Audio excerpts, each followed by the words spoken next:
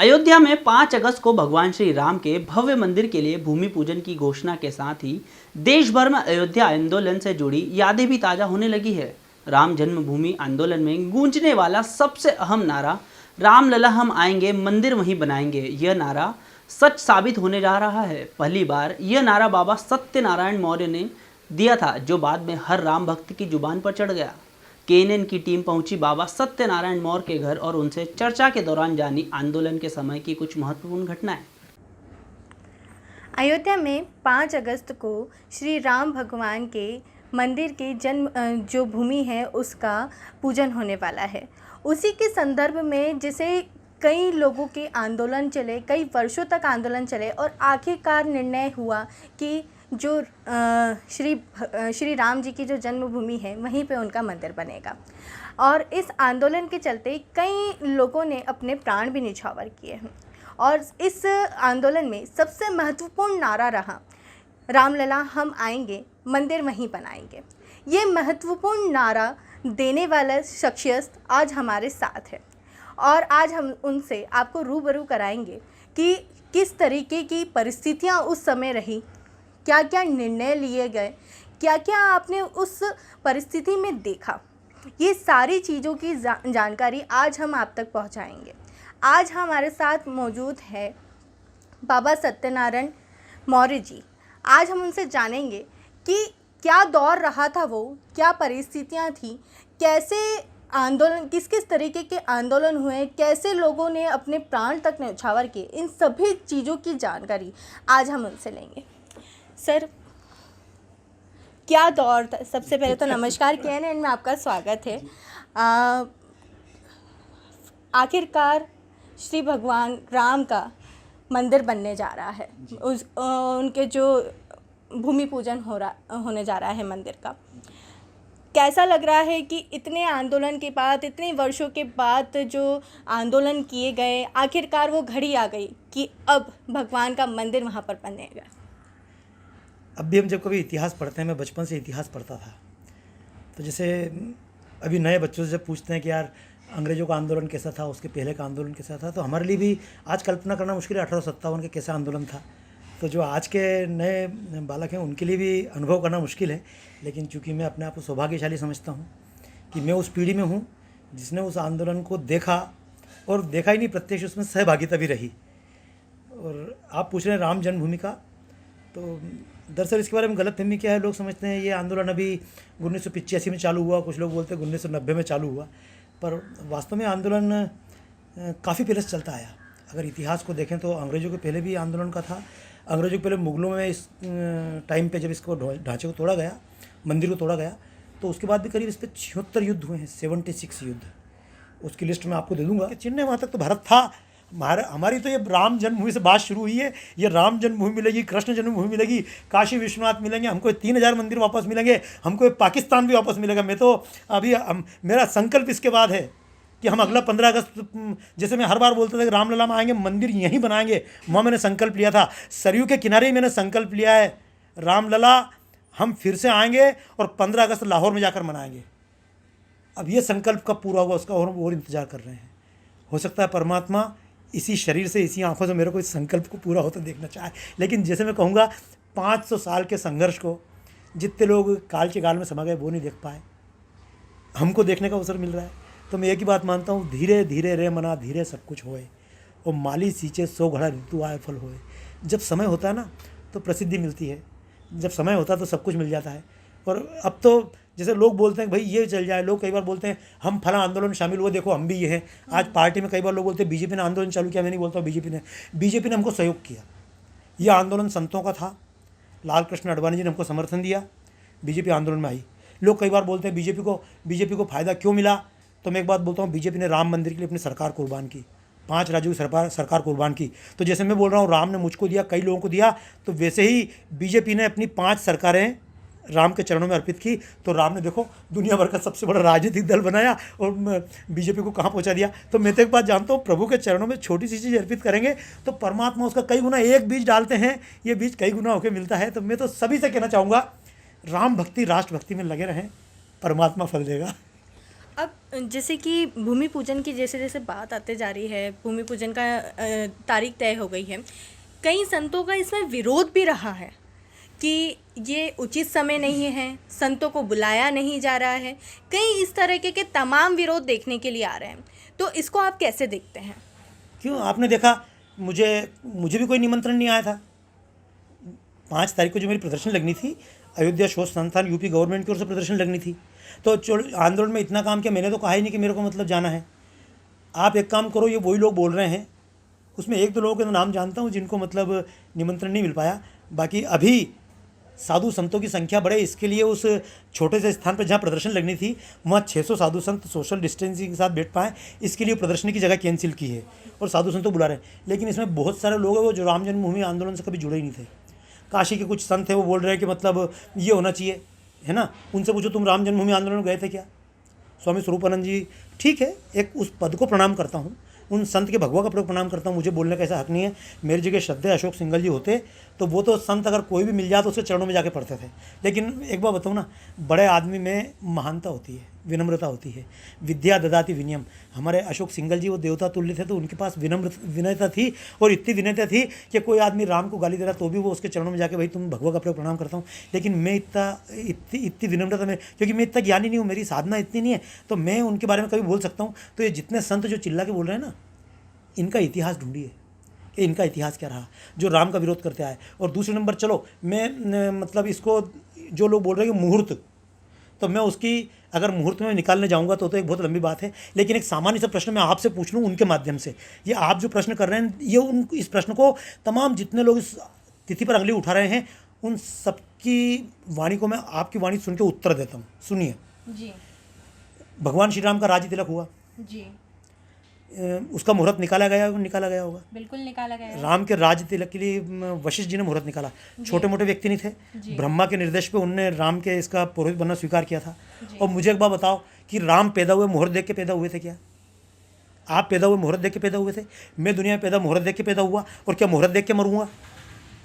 एक बात समझिए, बाकी बातें अपनी जगह पे हैं, लेकिन मैं मुहूर्त को और इनको भी इनकार नहीं करता हूँ, क्योंकि मैंने तो जो दुनिया भर में प्रदर्शनी बनाई है, काल गणना की प्रदर्शनी, और जो हमारा ज्योतिष होता है, सिद्धांत ज्योतिष हो रहा, उसको मैं पूरा समझता हूँ। फिर ये जो हो रहा ज्योतिष जो है, जिसके आधार पर हम ये फलित ज्योतिष निकालते हैं, वो हमारे वराहमिहिर ने निकाल के बताया था, तो वो एक अलग विषय है। मेरी तो कई बार श्रद्धेय बाबा रामदेव जी से चर्चा होती है, और वो जब बोलते हैं इसका विरोध करते हैं तो बोलता हूँ महाराज जी बिल्कुल विरोध मत करो, टोटल गलत नहीं है। जैसे मैंने तो जी टीवी पे प्रोग्राम आया था काल कपाल महाकाल, तो मैंने तो जो इसको बोलते हैं अपन ये शमशानों में हमने प्रोग्राम बनाया था, उस प्रोग्राम में शमशानों में जाकर हमने शूटिंग की। तो मैं तो पराविद्या पे भी विश्वास करता हूँ और इस पर भी विश्वास करता हूँ, पर आँख मीच के विश्वास नहीं करता। मैं कई बार आँख मीच के विश्वास इसलिए नहीं करता हूँ कि मैं उसको समझने की कोशिश करता हूँ। अगर सच है तो सच को भी समझूँ, और झूठ है तो झूठ को भी समझूँ। इसलिए मेरी बात से कई बार हमारे लोग भी इत्तेफाक नहीं रखते हैं। आपको मज़ेदार बात बता रहा हूँ, मैं कई बार जब बात बोलता हूँ तो मेरे अपने लोग भी बोलते हैं कि नहीं यार, मतलब ये चीज़ आप इतनी कट्टर मत बोलो। और मैं बोलता हूँ भैया देखो, मुझे सत्य बोलना है तो मुझे कोई भी रोकेगा तो मैं सत्य बोलूँगा। तो चलो मैं इस बात पे आता हूँ कि आप ये बताइए कि जब हम राम का जब पहली बार राज्याभिषेक होना था तो वशिष्ठ जी ने पूरा मुहूर्त निकाला, और जब राम के राज्य तिलक का शुभ मुहूर्त निकाला तो उस मुहूर्त में क्या हुआ? आप बताइए, राज्य तिलक हो पाया? नहीं हुआ।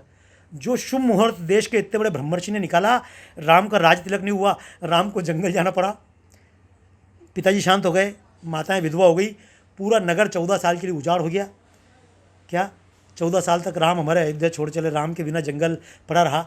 लेकिन एक बार बताऊँ कि उसके बाद में जब राम वापस आए जी, और फिर वापस लोगों ने कहा वशिष्ठ जी मुहूर्त निकालो, तो वशिष्ठ जी ने हाथ जोड़ लिए, बोले भैया वो मुहूर्त भी मैंने निकाला था। तो बोले अब राम का मुहूर्त किस समय, राम का राज्य तिलक किस समय किया जाए? तो उन्होंने कहा जिस समय शुभ कार्य शुरू कर दो उस समय शुभ कार्य है।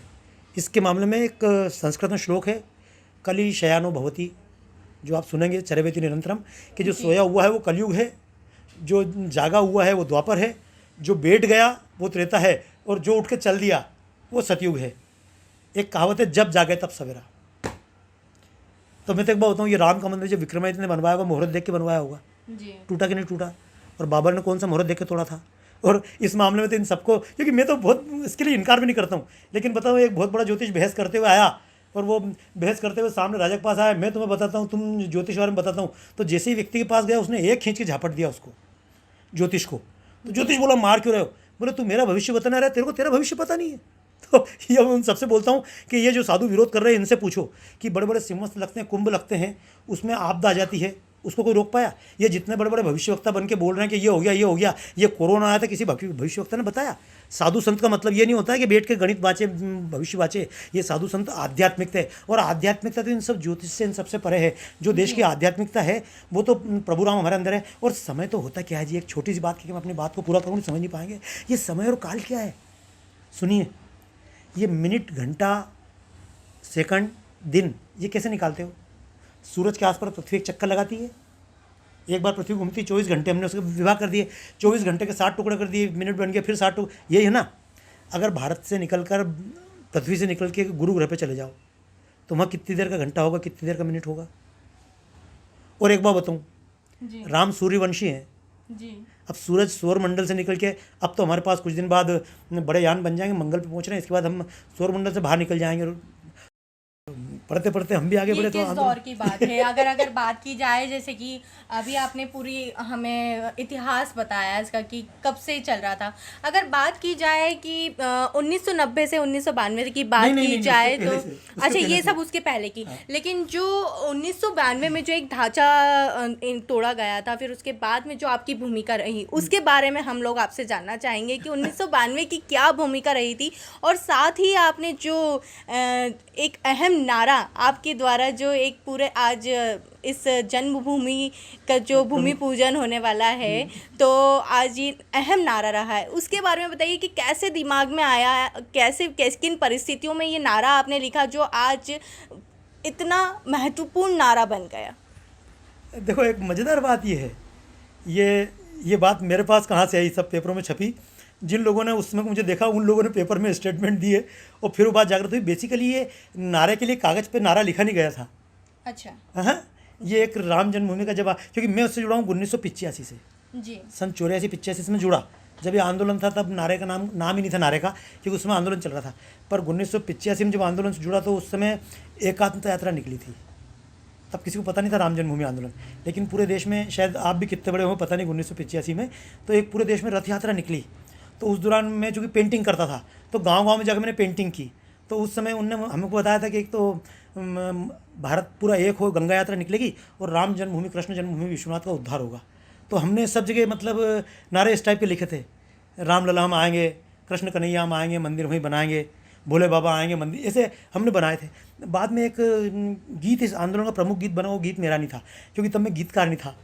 तो लाजा हर्षित थे जबलपुर के, उनका गीत था, कोटि कोटि हिंदू जन का हम ज्वार उठाकर लाएंगे, सौगंध राम की खाते हम मंदिर वहीं बनाएंगे। तो ये गीत मैंने बाद में अपने अधिकारियों से सुना, तो जब वो गीत सुना तो दिमाग में गूंजने लगा। तो हम जब इसके नारे लिखते थे तो मैं चूँकि कवि हृदय रहा, दिमाग से तुकबंदियाँ निकलती थी। तो ये बेसिकली नारा नहीं था, हमारी तुकबंदी थी। अच्छा। जिसको बोलते हैं राइम, अंग्रेजी में लिखते, कुछ भी जोड़ के कुछ भी लिख देना। तो जैसे हमने वो तुकबंदी हमने दीवारों पे लिखी, और वो दीवारों पे लिखी, फिर वो धीरे धीरे चल गई, फिर हमने स्टिकर बनाए, तो हमारे स्टिकर बाहर चले गए। अब जैसे मैं आपको बता रहा हूँ, आज बजरंग दल है, अब इस बजरंग दल का जो लोगो है वो मैंने हनुमान जी बनाए थे, वीर रस के हनुमान जी। एक संतोष त्रिवेदी विश्व हिंदू परिषद के अधिकारी थे, उनने मुझे पकड़ा, मैंने हनुमान जी बनाया वीर रस के। तो ऐसे हनुमान जी कहीं थे ही नहीं, तो उन्होंने कहा बड़े अच्छे हैं, तो बाद में बजरंग दल का लोगो बन गया। अभी ये तीर्थ क्षेत्र जो राम जन्मभूमि बना है, इसका लोगो मैंने बना के दिया था, उसको फिर थोड़ा सा परिवर्तन करके उन्होंने बना लिया। तो वो तो किस्मत की बात है, मूल लोगो मेरे पास है, मैंने चंपा जी को भेजा था, तो मेरे पास दोनों लोग रखे हुए हैं। तो ये कोई बहुत बड़ा ऐसा विषय नहीं है। ये तो ये गीत है, कई सारे गीत जो हमारे मुँह से निकले। तो यहाँ उज्जैन में 1986 में एक बजरंग दल का कैंप लगा था, बजरंग वाहिनी का, जय भान सिंह जी भोई उसमें थे, हमारे मित्र थे, तो हम गए थे। तो शाम को जब कार्यक्रम होता था तो राम लला हम आएंगे, मंदिर वहीं बनाएंगे, कृष्ण कन्हैया आएंगे, मंदिर वहीं बनाएंगे, और भारत माता, उसमें कई सारे नारे हम ये सब चिल्लाते रहते थे। और वो किस्मत की बात हुई, वहाँ से पूरे प्रदेश में फैले। फिर मैं अयोध्या से जुड़ा तो वहाँ पहुँच गए। और जैसे आप वो पेपर की कटिंग देखेंगे, उस समय 92-93 के समय की कटिंग आपको पेपर मिल जाएगी। उनने फिर इस बात को 5 जन अखबार ने सबने चेक किया कि भैया करता कौन था, दीवारों पर नारे, तो उनको मैं लिखता था। फिर वो मुझसे मिले, फिर उनने इन चीज़ों को नोट किया। तो ये तो किस्मत की बात है। देखो, उस समय चूँकि व्हाट्सअप नहीं था, फेसबुक नहीं था, मोबाइल नहीं होते थे, ये सब हमारे पास नहीं होता था, लेकिन राम की कृपा से कुछ आंदोलन की चीज़ें संग्रहित हो गई। जैसे उस समय दीवारों में मैंने जितनी पेंटिंग की थी वो संग्रहित है। उस समय हमने छोटा ढांचा बनाया था, उसके चित्र हमारे पास मौजूद हैं। हमने दीवारों पर जितने नारे लिखे थे वो नारे पूरे देश में फैले, वो मौजूद है। फिर मेरी उस समय कैसेट्स निकली, तो ये भी बड़ा एक अच्छा आंदोलन हुआ। आपने बताया मैं जुड़ा, तो मैं तो मध्य प्रदेश से जुड़ा था, लेकिन जब मुझे लगा कि मेरी एक आदत है, शुरू से कि जब मैं किसी काम को करता हूँ तो उसकी ऑथेंटिसिटी ढूंढता हूँ, अंधविश्वास के रूप में नहीं चलता हूँ। आप मुझसे कहेंगे ऐसा, तो मैं उसका कारण ढूंढने की कोशिश करूँगा।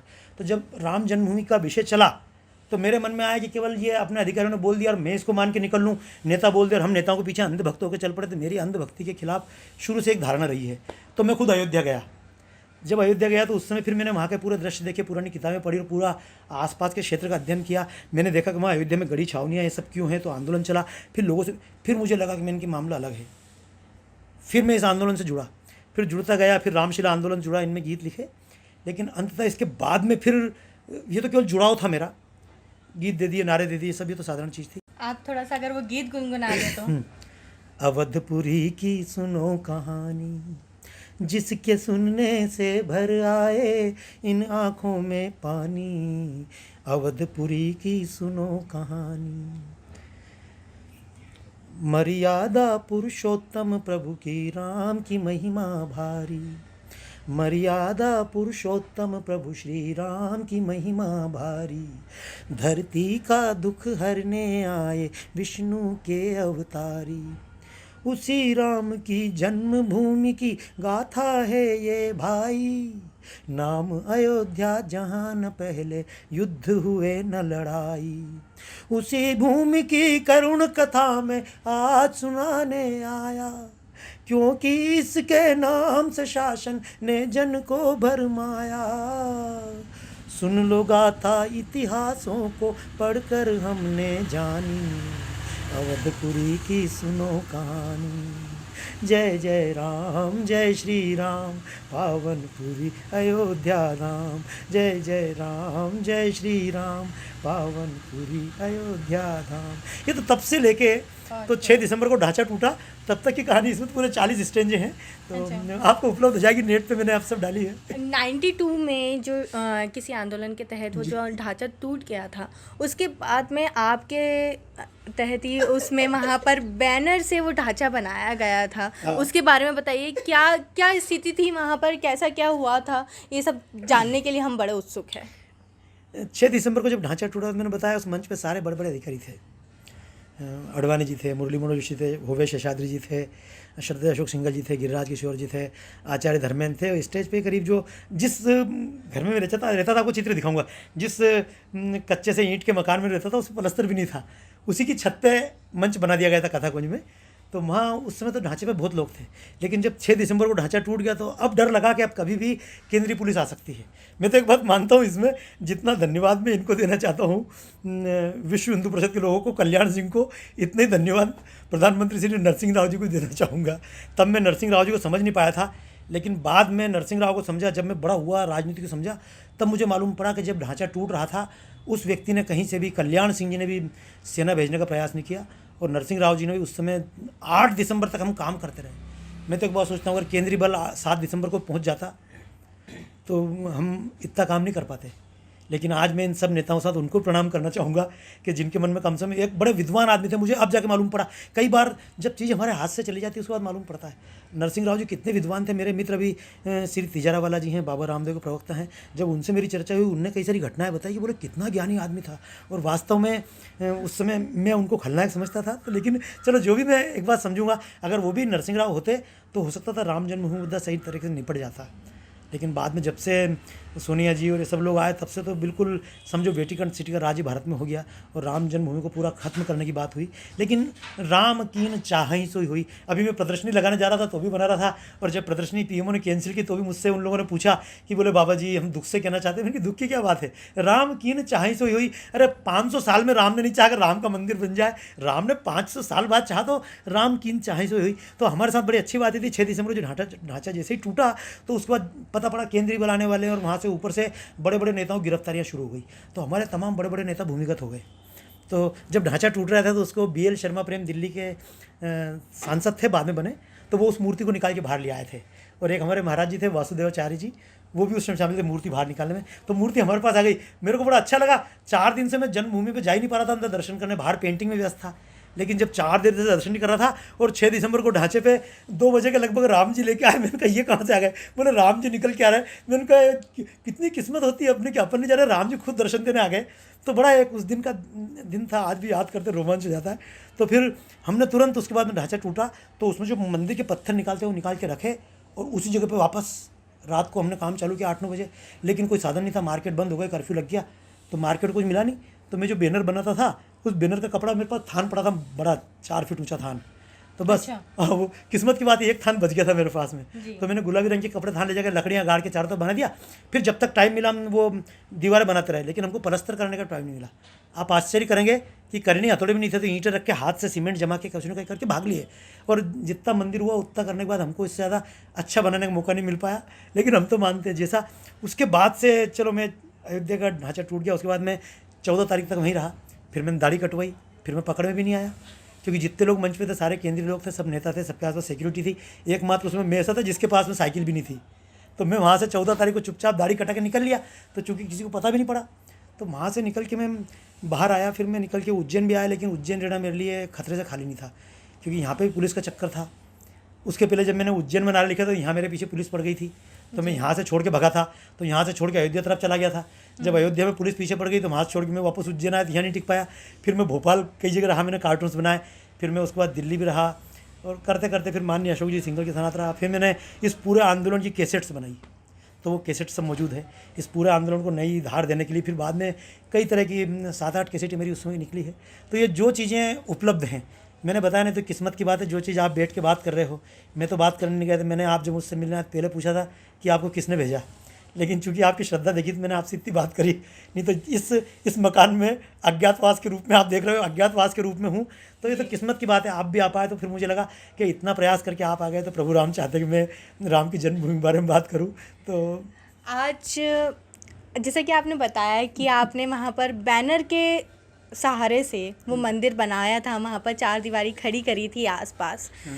आज वही मंदिर बनने जा रहा है इतने वर्षों बाद। कैसा प्रतीत हो रहा है कि उस समय हाथों से, हम खुद के स्वयं के हाथों से वो बैनर के सहारे आपने वो मंदिर 4 दीवारी बनाई थी, और आज वो अयोध्या का इतना बड़ा, एक बड़े स्वरूप में मंदिर बनने जा रहा है भगवान श्री राम का। देखिए, ये सावन का महीना है। सावन के महीने में जगह जगह कांवड़ यात्रा लेकर लोग जा रहे हैं। इसीलिए मैं एक बात बोलता हूँ, यदि राम नहीं तो राष्ट्र नहीं। आप कल्पना करें, ये राम जन्मभूमि मंदिर, कृष्ण जन्मभूमि मंदिर सब टूट जाएं और भारत का सेंसेक्स 1 लाख तक पहुँच जाए, तो क्या मुझे खुशी हो पाएगी?